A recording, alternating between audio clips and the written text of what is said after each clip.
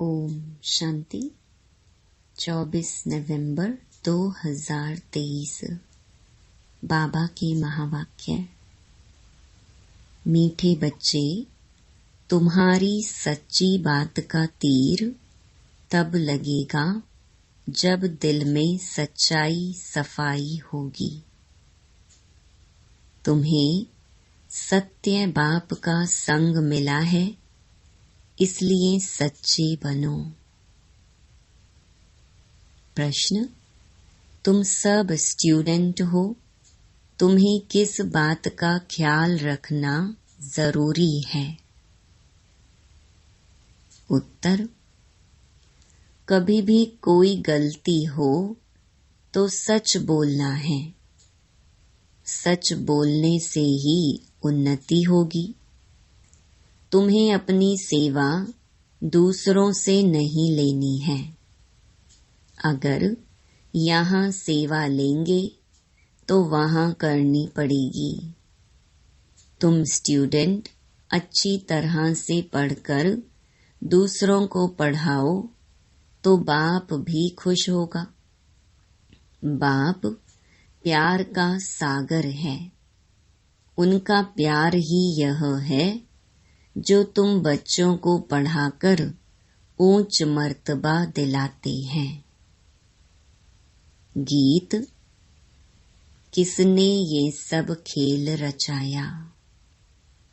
ओम शांति। आजकल समाचार आते हैं कि हम गीता जयंती मना रहे हैं। अब गीता को जन्म किसने दिया है, यह है टॉपिक। जयंती कहते हैं तो जरूर जन्म भी हुआ ना। उनको जब कहते हैं श्रीमद् भगवत गीता जयंती तो जरूर उनको जन्म देने वाला भी चाहिए ना। सब कहते हैं श्री कृष्ण भगवानुवाच, तो फिर श्री कृष्ण पहले आता, गीता पीछे हो जाती। अब गीता का रचयिता जरूर चाहिए। अगर श्री कृष्ण को कहते तो पहले श्री कृष्ण, पीछे गीता आनी चाहिए। परंतु श्री कृष्ण छोटा बच्चा था, वह गीता सुना ना सके। यह सिद्ध करना होगा कि गीता को जन्म देने वाला कौन। यह है गुह्य बात। श्री कृष्ण तो माता के गर्भ से जन्म लेता है। वह तो सतयुग का प्रिंस है। उसने स्वयं प्रिंस का पद पाया है गीता द्वारा राजयोग सीखकर। अब गीता को जन्म देने वाला कौन? परम पिता परमात्मा शिव या श्री कृष्ण। श्री कृष्ण को वास्तव में त्रिलोकीनाथ, त्रिकालदर्शी भी नहीं कह सकते हैं। त्रिलोकीनाथ, त्रिकालदर्शी एक को ही कहेंगे। त्रिलोकीनाथ माना तीनों लोकों पर राज्य करते हैं। मूल, सूक्ष्म, स्थूल, इन तीनों को कहा जाता है त्रिलोकी। इनको जानने वाला त्रिलोकीनाथ, त्रिकालदर्शी, परम पिता परमात्मा शिव है। यह महिमा उनकी है, ना कि श्री कृष्ण की। श्री कृष्ण की महिमा है 16 कला संपूर्ण, सर्व गुण संपन्न। उनकी भेंट करते हैं चंद्रमा से। परमात्मा की भेंट चंद्रमा से नहीं करेंगे। उनका कर्तव्य ही अलग है। वह है गीता को जन्म देने वाला रचयिता। गीता के ज्ञान व राजयोग से ही देवताएं क्रिएट होते हैं।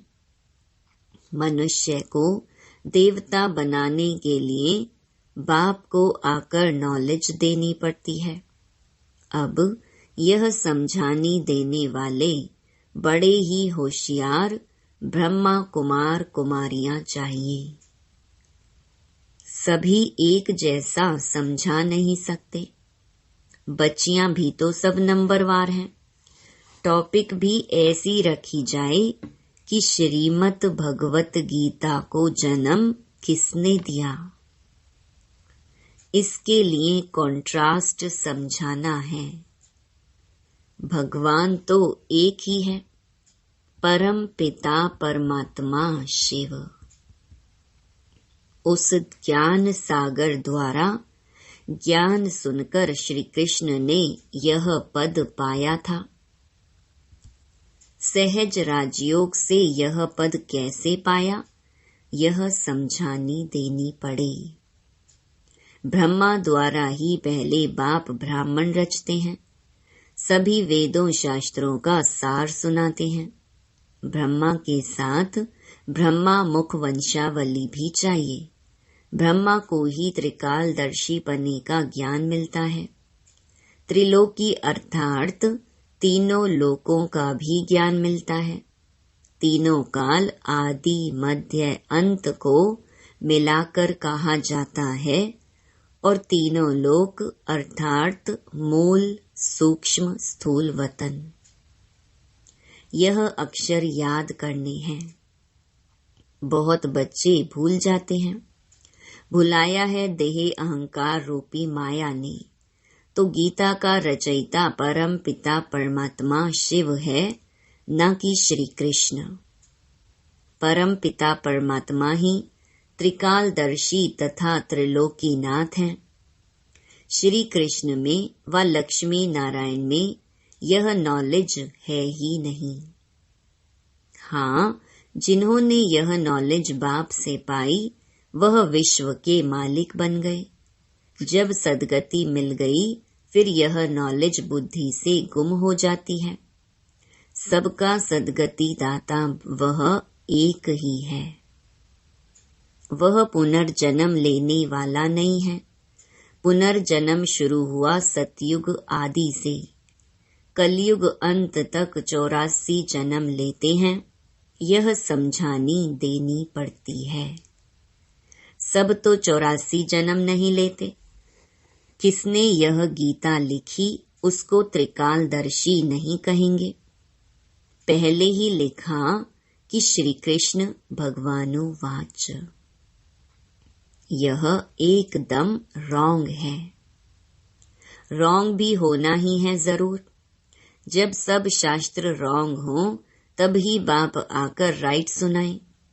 बरोबर ब्रह्मा द्वारा वेदों शास्त्रों का सच्चा सार सुनाते हैं, इसलिए उन्हें सत कहा जाता है। अब तुम्हारा है सत के साथ संग। जो तुमको सत बनाते हैं प्रजापिता ब्रह्मा और उनकी मुख वंशावली, यह जगदम्बा सरस्वती। प्रजापिता ब्रह्मा के सभी बच्चे आपस में भाई बहन ठहरे। कहाँ भी मंदिरों में जाकर भाषण करना चाहिए। घूमने फिरने भी वहाँ बहुत आते हैं। एक को समझाया तो सत्संग लग जाएगा। शमशान में भी जाना चाहिए। वहाँ मनुष्यों को वैराग्य होता है, परंतु बाबा कहते मेरे भक्तों को समझाने से वह झट से समझेंगे। तो शिव बाबा के मंदिर लक्ष्मी नारायण के मंदिर में जाना पड़े। लक्ष्मी नारायण को बाबा मम्मा नहीं कहते, शिव को बाबा कहते हैं। जरूर मम्मा भी होगी, वह है गुप्त। शिव बाबा जो रचयिता है उनको मात पिता कैसे कहते हैं, ये गुप्त बात कोई भी जान ना सके। लक्ष्मी नारायण को एक ही अपना बच्चा होगा, बाकी इनका नाम है प्रजापिता ब्रह्मा। विष्णु और शंकर को ऊंच नहीं रखते, ऊंच त्रिमूर्ति ब्रह्मा को रखते हैं। जैसे रचता शिव परमात्मा को कहते हैं, ऐसे ही ब्रह्मा को भी रचता कहा जाता है। वह तो अविनाशी है ही। रचता अक्षर कहेंगे तो पूछेंगे कैसे रचा। वह तो रचता है ही, बाकी रचना होती है ब्रह्मा द्वारा। अब ब्रह्मा द्वारा परमात्मा सब आत्माओं को सृष्टि के आदि मध्य अंत का नॉलेज देते हैं। वेद शास्त्र आदि सब हैं भक्ति मार्ग की सामग्री। भक्ति मार्ग आधा कल्प चलता है, यह है ज्ञान कांड। जब भक्ति मार्ग पूरा होता है तब सब पतित तमो प्रधान बन जाते हैं, तब मैं बाप आता हूँ। पहले सतो प्रधान से सतो रजो तमो में आते हैं। ऊपर से जो पवित्र आत्माएं आती हैं, उन्होंने कोई ऐसा कर्म नहीं किया है जो उनको दुख भोगना पड़े। क्राइस्ट के लिए कहते हैं उनको क्रॉस पर चढ़ाया, परंतु यह तो हो न सके। नई आत्मा जो धर्म स्थापन करने अर्थ आती है, उनको दुख मिल नहीं सकता, क्योंकि वह तो कर्मातीत अवस्था वाला मैसेंजर धर्म स्थापन करने आया। लड़ाई में भी जब कोई मैसेंजर भेजते हैं तो वह सफेद झंडी ले आते हैं, जिससे वे लोग समझ जाते कि यह कोई मैसेज ले आया है। उनको कोई तकलीफ नहीं देते हैं। तो मैसेंजर जो आते हैं उनको कोई क्रॉस पर चढ़ा न सके। दुख आत्मा ही भोगती है, आत्मा निर्लेप नहीं है, यह लिखना चाहिए। आत्मा को निर्लेप कहना रॉन्ग है। यह किसने कहा? शिव भगवानो वाच। यह पॉइंट तुमको नोट करनी चाहिए। लिखने के लिए बड़ी ही विशाल बुद्धि चाहिए। समझो, प्रदर्शनी में क्रिश्चियन लोग आते हैं तो उनको भी बता सकते हैं कि क्राइस्ट की सोल को क्रॉस पर नहीं चढ़ाया गया, बाकी जिसमें उसने प्रवेश किया उस आत्मा को दुख हुआ। तो ऐसी बातें सुनकर वंडर खाएंगे। उस पवित्र आत्मा ने आकर धर्म स्थापन किया, गॉड फादर के डायरेक्शन अनुसार। यह भी ड्रामा को भी कई लोग समझते हैं, परंतु उसके आदि मध्य अंत को नहीं जानते। ऐसी ऐसी बातें सुन वह लोग कुछ समझने की कोशिश करते हैं। कृष्ण को भी कोई गाली दे न सके। बरोबर गालियां अभी ही मिल रही हैं। किसको?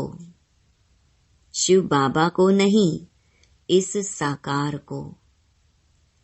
टीचर तो बाबा है, प्योर सोल, और यह है इम्प्योर।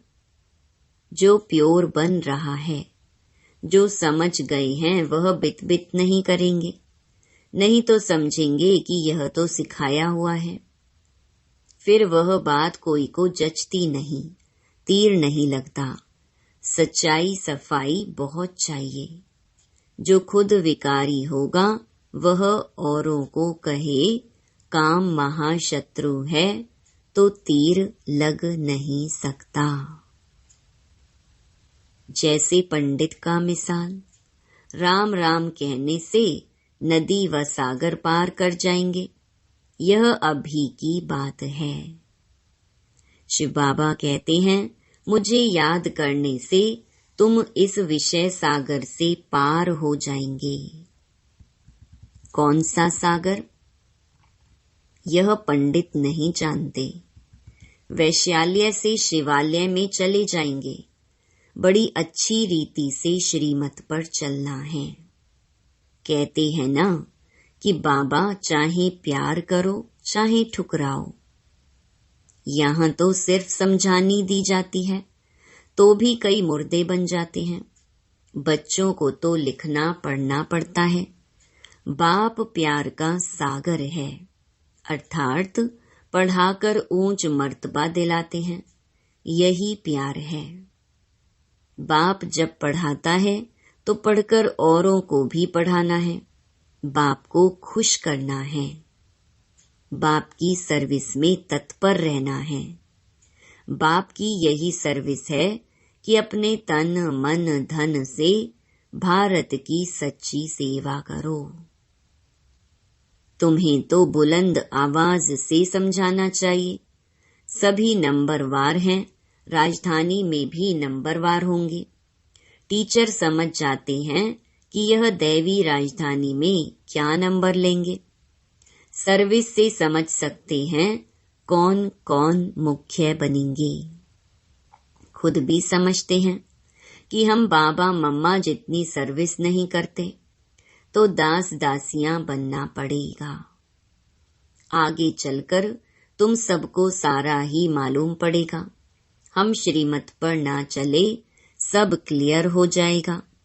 तुम बच्चे इस समय स्टूडेंट हो, इस समय तुम अपनी दासियां बनाएंगे तो खुद भी दासी बनना पड़ेगा। यहाँ महारानी बनना देह अभिमान है। सच कहना चाहिए कि बाबा यह भूल हुई। अभी संपूर्ण तो सभी बने नहीं हैं। इम्तिहान में जब नापास होते हैं तो शर्माते भी हैं। बाबा का रात्रि में ख्याल चला कि मनुष्य 21 जन्म कहते, गायन भी करते। अभी यह ईश्वरीय जन्म एक अलग है। 8 जन्म सतयुग में, 12 जन्म त्रेता में, 21 जन्म द्वापर में, 42 जन्म कलयुग में। यह तुम्हारा ईश्वरीय जन्म सबसे ऊंच जन्म है जो एडॉप्टेड है। तुम ब्राह्मणों का ही यह सौभाग्यशाली जन्म है। अच्छा, मीठे मीठे सिकिलधे बच्चों प्रति माता पिता बाप दादा का याद प्यार और गुड मॉर्निंग। रूहानी बाप की रूहानी बच्चों को नमस्ते। धारणा के लिए मुख्य सार। पहला, प्यार के सागर बाप के प्यार का रिटर्न करना है। अच्छी तरह पढ़कर फिर पढ़ाना है। श्रीमत पर चलना है। दूसरा, सच्चाई और सफाई से पहले स्वयं में धारणा कर दूसरों को धारणा करानी है। एक बाप के संग में रहना है। वरदान, निमित्त आत्माओं के डायरेक्शन के महत्व को जान, पापों से मुक्त होने वाले सेंसिबल भव। जो सेंसिबल बच्चे हैं वो कभी यह नहीं सोचते कि यह निमित्त आत्माएं जो डायरेक्शन दे रही हैं शायद कोई के कहने से दे रही हैं। निमित्त बनी हुई आत्माओं के प्रति कभी यह व्यर्थ संकल्प नहीं उठाने चाहिए। मानो कोई ऐसा फैसला भी दे देते हैं जो आपको ठीक नहीं लगता है, लेकिन आप उसमें जिम्मेवार नहीं हो। आपका पाप नहीं बनेगा, क्योंकि जिसने इन्हें निमित्त बनाया है वह बाप पाप को भी बदल लेगा। यह गुप्त रहस्य, गुप्त मशीनरी है। स्लोगन, ऑनेस्ट वह है जो प्रभु पसंद और विश्व पसंद है, आराम पसंद नहीं।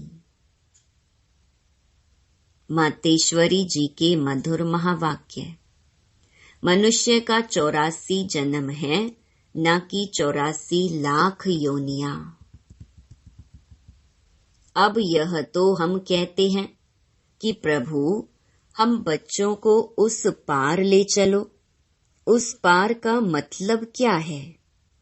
लोग समझते हैं उस पार का मतलब है जन्म मरण के चक्कर में ना आना, अर्थात मुक्त हो जाना।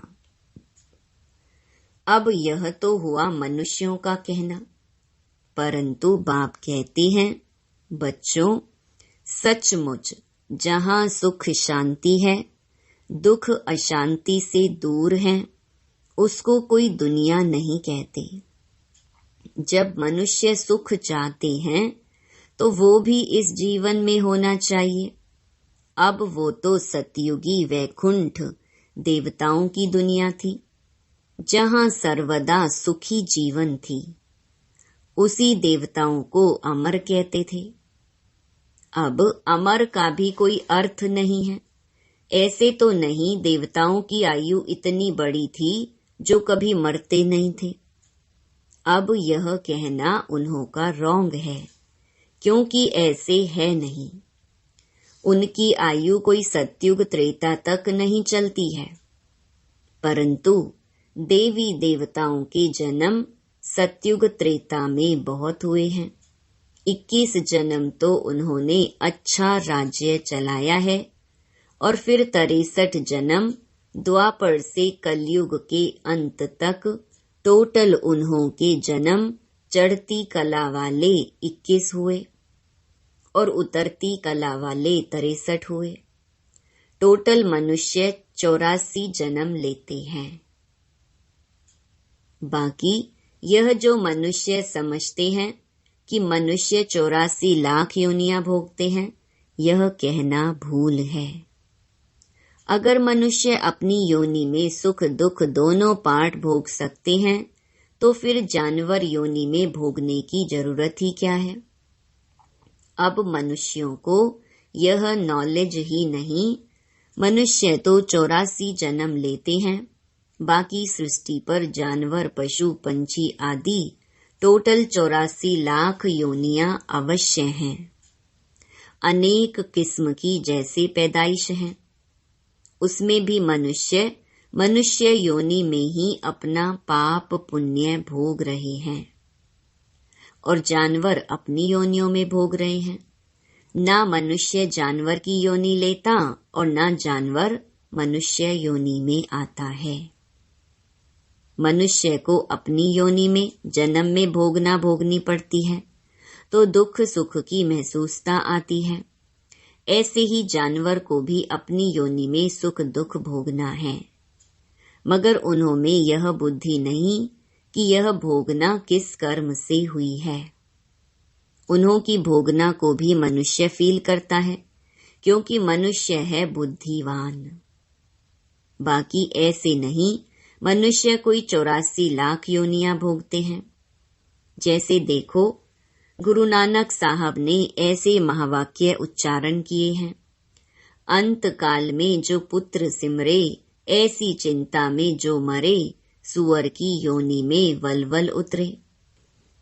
परंतु इस कहने का मतलब यह नहीं है कि मनुष्य कोई सुअर की योनि लेता है, परंतु सुअर का मतलब यह है कि मनुष्यों का कार्य भी ऐसा होता है जैसे जानवरों का कार्य होता है।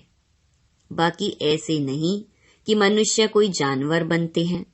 अब यह तो मनुष्यों को डराने के लिए शिक्षा देते हैं, तो अपने को इस संगम समय पर अपनी जीवन को पलटाए पाप आत्मा से पुण्य आत्मा बनना है। अच्छा, ओम शांति।